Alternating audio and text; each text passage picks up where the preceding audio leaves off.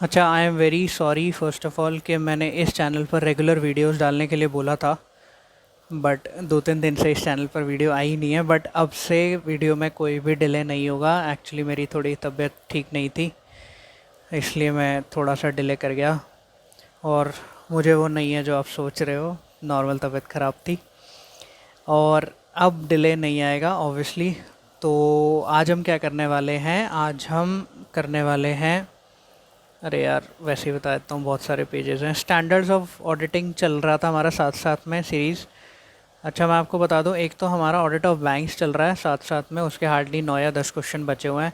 Standards on auditing चल रहे हैं और आईसीएआई के लॉ के questions for practice, questions law के, ये तीनों साथ साथ में ही चल रहे हैं। तो ये ऑलमोस्ट डन है, आज हम इसको कवर करने वाले हैं। तो इसमें हमने किया क्या था, क्वेश्चन नंबर सेकंड कर लिया, क्वेश्चन नंबर थर्ड कर लिया, फर्स्ट नहीं करा था क्योंकि फर्स्ट कोई इम्पोर्टेंट क्वेश्चन है नहीं और बहुत सारी बातें लिखी हैं उसके अंदर जो कि इतनी इम्पोर्टेंट भी नहीं है। तो क्वेश्चन नंबर 2 और 3 हमारा हो गया है। क्वेश्चन नंबर 4 आज हम करने वाले हैं। इसके साथ साथ में आईसीएआई के प्रैक्टिस मैनुअल के साथ साथ में मैंने पंकज गर्ग सर का स्कैनर भी खोल लिया है। पंकज गर्ग सर का स्कैनर मेरे साथ में खुला हुआ है और उसमें मैंने ये वाला क्वेश्चन ही खोल लिया है, क्वेश्चन नंबर 4 जो हम करने वाले हैं। ऐसे 580 का ही क्वेश्चन है। तो जो स्कैनर है वो एकदम लेटेस्ट है, May 20 अटैम्प्ट के लिए ही था। May 20 अटैम्प्ट तो नहीं हुआ, लेकिन स्कैनर May 20 और नवंबर 20 के लिए ही है। तो अगर कुछ भी अमेंडमेंट या कुछ भी एक्स्ट्रा चीज़ वहाँ लिखी होगी तो मैं आपको बता दूंगा। अब बिना किसी देरी के हम लोग शुरू करते हैं। क्वेश्चन नंबर 4 काफ़ी बड़ा क्वेश्चन है, काफ़ी चीज़ें पढ़नी पड़ेंगी, बट है काफ़ी इजी। तो आई थिंक हमारा सिर्फ यही क्वेश्चन हो पाएगा इस वीडियो में। तो बट ये है कि वीडियोस अब कंटिन्यूस रहेंगी, तो अगर आपने चैनल को सब्सक्राइब नहीं करा तो सब्सक्राइब कर लो, अपने फ्रेंड्स के साथ शेयर कर लो, उनको भी बोलो सब्सक्राइब कर लें, साथ साथ में पढ़ाई करें। तो क्वेश्चन नंबर 4 से स्टार्ट करते हैं। Explain what is meant by written representations and indicate, आपसे पूछा गया इंडिकेट करो to what extent an auditor can place reliance on such representations. पहले तो आपसे पूछा WR क्या होता है, रिटन रिप्रेजेंटेशंस क्या होता है। फिर आपसे पूछा कि हमें बताओ कि एक ऑडिटर किस एक्सटेंट तक उस रिप्रेजेंटेशंस पर रिलाई कर सकता है। तो जब भी ऐसा क्वेश्चन आता है तो हमें कंप्लीट ऐसे ही ऑलमोस्ट लिखना पड़ जाता है।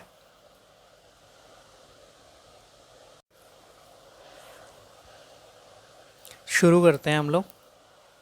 रिटन रिप्रेजेंटेशंस, यहाँ से लेकर यहाँ तक हमारा एक पॉइंट हो जाएगा। पढ़ते हैं।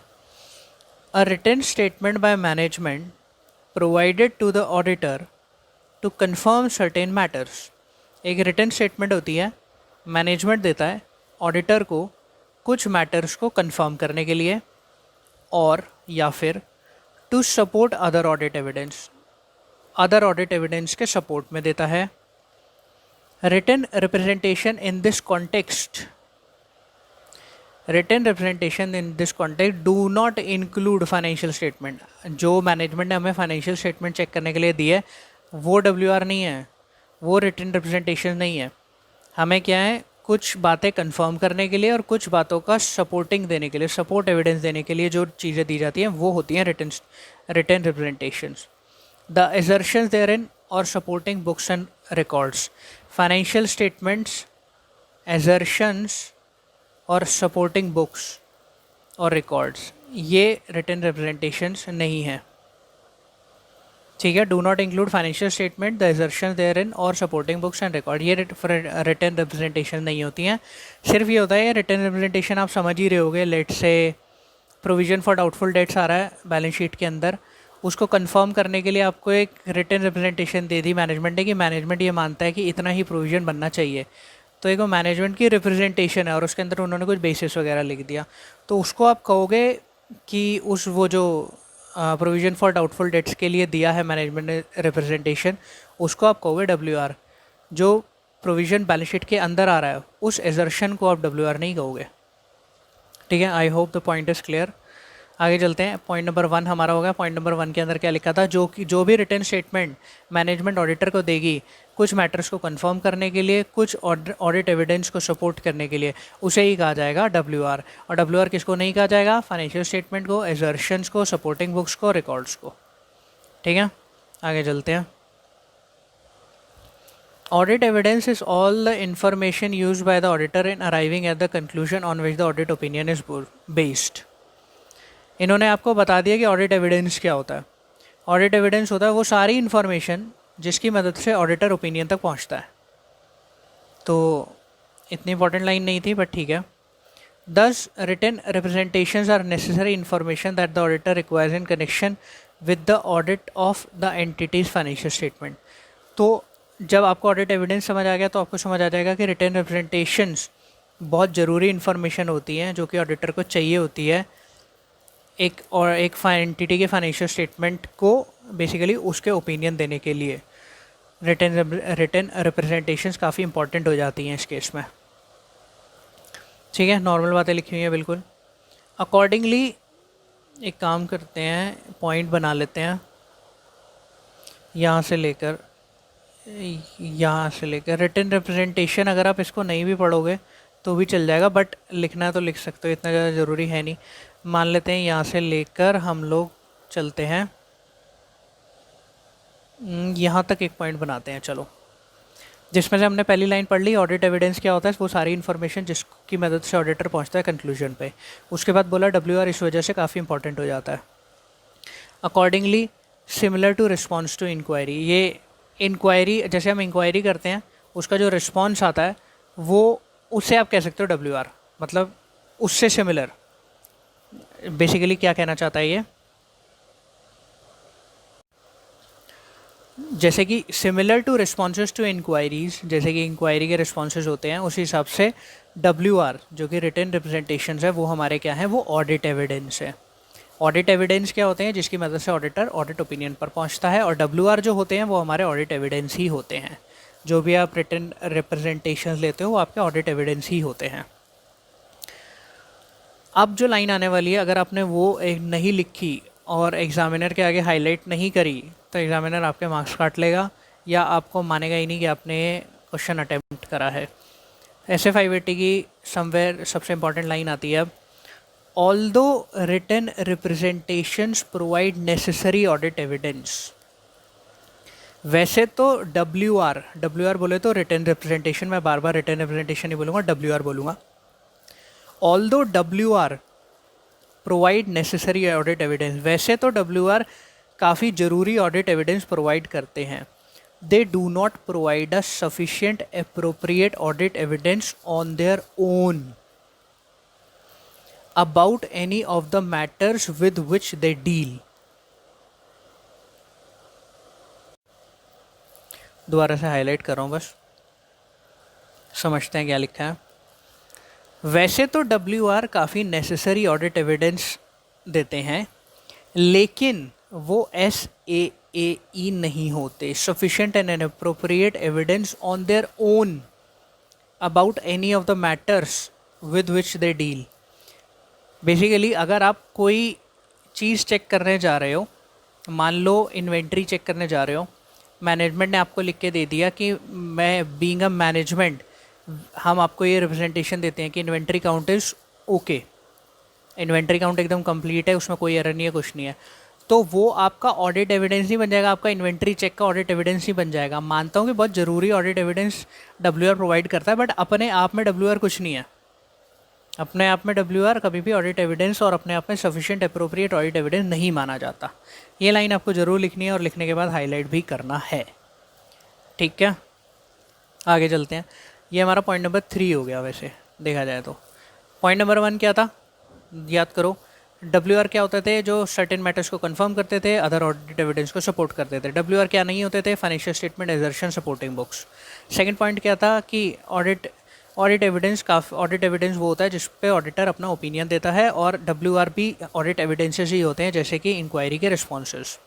फिर थर्ड एंड मोस्ट सबसे इंपॉर्टेंट कि WR अपने आप में SAAE नहीं होते अपने आप में। आगे चलते हैं।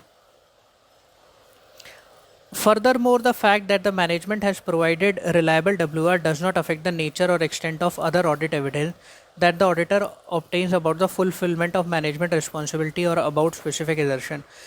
जे मानते हैं कि अगर मैनेजमेंट ने एक रिलायबल WR दे भी दिया, उसकी वजह से नेचर और extent of other audit evidence, nature और extent of other audit evidence, जो कि ये नहीं कि आपको इन्वेंट्री चेक करना था, इन्वेंट्री चेक करने के बाद एक ऑडिट एविडेंस लेना था, वो आपका एविडेंट हो जाता जब आप चेक करते, उस ऑडिट एविडेंस का सब्सटीट्यूट नहीं हो जाएगा WR। वैसे तो मैनेजमेंट आपको एक रिलायबल WR देती है, लेकिन उससे बाकी ऑडिट एविडेंस, ऐसा नहीं है कि आप बाकी चेकिंग ही नहीं करोगे, बाकी ऑडिट एविडेंस के नेचर और एक्सटेंट पे फ़र्क नहीं पड़ेगा।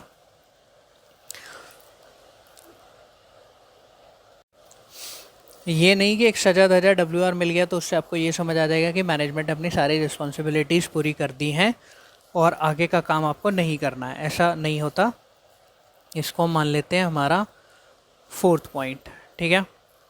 ऑल्दो ये सब लिखना ज़रूरी इतना नहीं है, पंकज गर सर की बुक में इतना कुछ नहीं है, सिर्फ 4 पॉइंट थे, मतलब ये 4th पॉइंट जो मैंने पढ़ा ये भी नहीं था उसके अंदर। तो आगे चलते हैं, बट ठीक है हम PM से कर रहे हैं तो एक बार तो पूरा ही पढ़ेंगे। The auditor shall request management to provide a WR that it has fulfilled its responsibility for the preparation of the financial statement in accordance with the applicable FRF। क्या कहना चाहता है? ऑडिटर मैनेजमेंट से रिक्वेस्ट करेगा एक WR के लिए कि आप ये लिख के दे दो कि आपने अपनी रिस्पॉन्सिबिलिटी जो कि क्या थी, फाइनेंशियल स्टेटमेंट को प्रिपेयर करना एप्लीकेबल FRF के अकॉर्डिंग, वो आपने पूरी कर दिया। Including where relevant their fair presentation as set out in terms of audit engagement, और जहाँ जहाँ पर ज़रूरी है उनकी फेयर प्रेजेंटेशन भी आपने बेसिकली ऑडिट एंगेजमेंट में,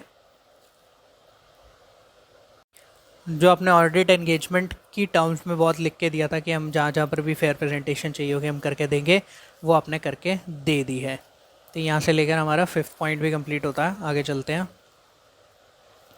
Other essays require the auditor to request WR if in addition to such required representation, the auditor determines that it is necessary to obtain one or more WR to support other audit evidence relevant to the financial statement or one or more specific assertion in the financial statement, the auditor shall request such other WR।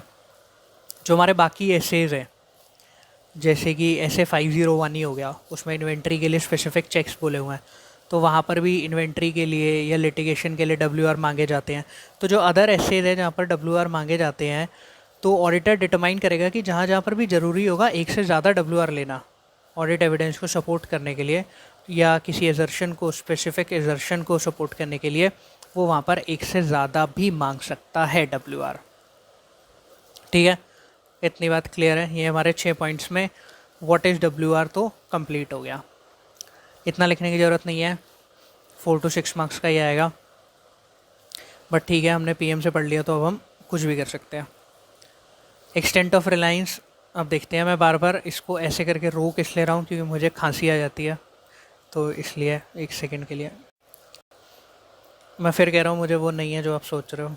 आगे चलते हैं। Extent of Reliance, कितना भरोसा करें एक WR के ऊपर। SA 580 WR state that if the auditor has concern about the competence, integrity, ethical values or diligence of the management or about its commitment to or enforcement of these, the auditor shall determine the effect that such concern may have on the reliability of representation, oral or written, and audit evidence in general। बहुत सारी बातें एक साथ बोल गए। अगर auditor को कुछ कंसर्न है, किसको लेकर, मैनेजमेंट की कंपिटेंस को लेकर, इंटीग्रिटी को लेकर, एथिकल वैल्यूज़ को लेकर, डिलीजेंस को लेकर, इन 4 चीज़ों को लेकर है, या उसकी कमिटमेंट टू और एनफोर्समेंट ऑफ दीज, उनकी कमिटमेंट को लेकर भी, 4 चीज़ों को लेकर और उनकी कमिटमेंट को लेकर भी, तो ऑडिटर डिटरमाइन करेगा रिलायबिलिटी ऑफ रिप्रेजेंटेशंस। क्योंकि अगर आपको कोई पर्सन कम्पिटेंट नहीं लगता तो उसके काम पे आप थोड़ा सा डाउट तो करोगे। तो आप रिलायबिलिटी ऑफ रिप्रेजेंटेशन को भी एक बार डिटरमाइन करोगे और ऑडिट एविडेंस जो भी आप इन जनरल ले रहे हो उसके ऊपर भी आप एक बार देख लोगे कि यार वो सही भी हैं या नहीं है, क्योंकि आपको कंपिटेंस, इंटीग्रिटी, एथिकल वैल्यूज़ और डिलीजेंस पे भरोसा नहीं है मैनेजमेंट की। ठीक है, काफ़ी इंपॉर्टेंट पॉइंट है। आगे चलते हैं। In particular if WR are inconsistent with other audit evidence the auditor shall perform audit procedure to attempt to resolve the matter. मान लो आपको एक WR मिला और एक ऑडिट एविडेंस मिला, दोनों इनकन्सिस्टेंट है, तो आप क्या करोगे, आप और ऑडिट प्रोसीजर्स ऐसे लगाओगे जिससे आप उस चीज़ को रिजॉल्व कर सको। Okay, if the matter remains unresolved, अगर मैटर रिजॉल्व नहीं होती, auditor shall reconsider the assessment of the competent. अब वो दोबारा से क्या करेगा, देखो दोबारा से उन 4 चीज़ों की रिकन्सिडरेशन करेगा। सेम वही सब लिखा हुआ है यहाँ तक। यहाँ से लेकर अनरिजॉल्व से द ऑडिटर से लेकर यहाँ तक फिर दोबारा से देखो वही चीज़ें लिखी हैं। ऊपर कंसीडर कर रहा था, नीचे आके फिर रिकन्सिडर कर रहा है अगर ऑडिट एविडेंस और हमारे WR इनकन्सिस्टेंट हो रहे हैं। तो अगर ऑडिटर कंक्लूड करता है कि WR रिलायबल नहीं है तो ऑडिटर शेल क्या करेगा, एप्रोप्रिएट एक्शंस ले लेगा, including determine the possible effect on the opinion in the auditor report.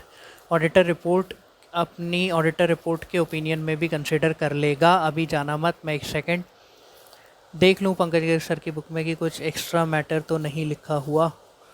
If he claim there is sufficient doubt in he shall, इसके अंदर एक लाइन और लिखी हुई है कि if he claims that there is a sufficient doubt about integrity of management he shall issue a disclaimer of opinion.